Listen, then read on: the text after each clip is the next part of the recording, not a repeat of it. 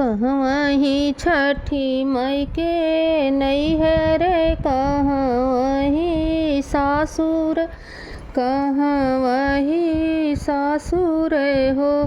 छठी माई कामने बिरिछ तर, उपजै सखीन सब पूजाई हो।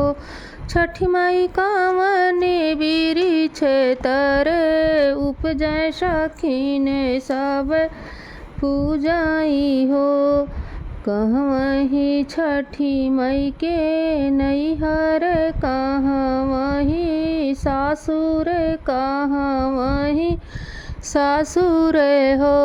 छठी माई कावने बिरिछ तर, उपजै सखीन सब पूजै सखीन सब पूजाई हो।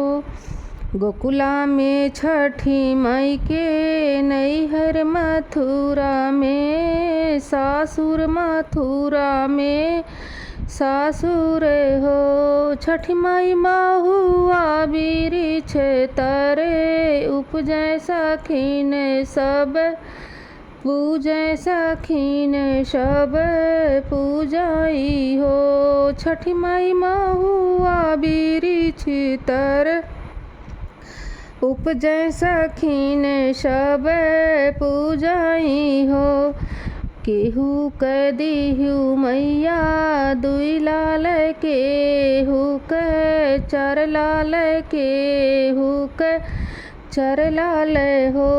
मैया हमहु बजनिया रहे ठाढ़, हमहि नाही चितयु, हमहि नाही चितयु हो।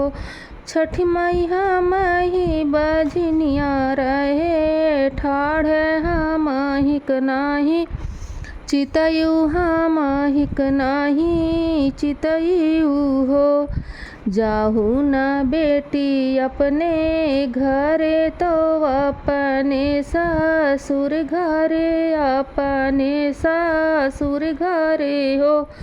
बेटी आजू के नवए महीनवा, होरिल तोहरे होई है लालन, तोहरे होई है हो।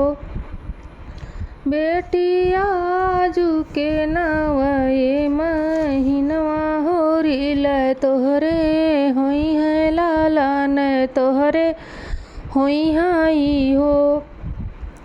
8 महीनवा के बीतात नवमा के लागत, नवमा के लागत हो।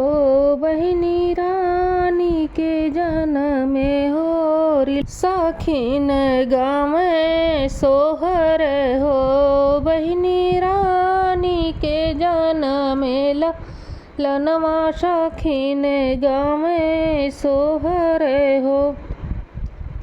बीतत सावन महीनवा, तो भादो के लागे, तो भादो के लागत हो। बहिनी गोदिया में लाई के लालनवा, बाझनिया छठी पूजै, बाझनिया छठी पूजाई हो। बहिनी लाई कही गोदिया लालनवा, बाझनिया छठी पूजै, बाझनिया छठी पूजाई हो। निहुरी निहुरी गाठी डाले, तो छठी के मनावे, तो छठी के मनावई हो। छठी माई मुख भरी देतियु आशीष, अमर रहे लालन, अमर रहे लालन हो। छठी माई मुख भरी दियतियु आशीष, लालन हमरो लालन, अमर हमरो लालन हो।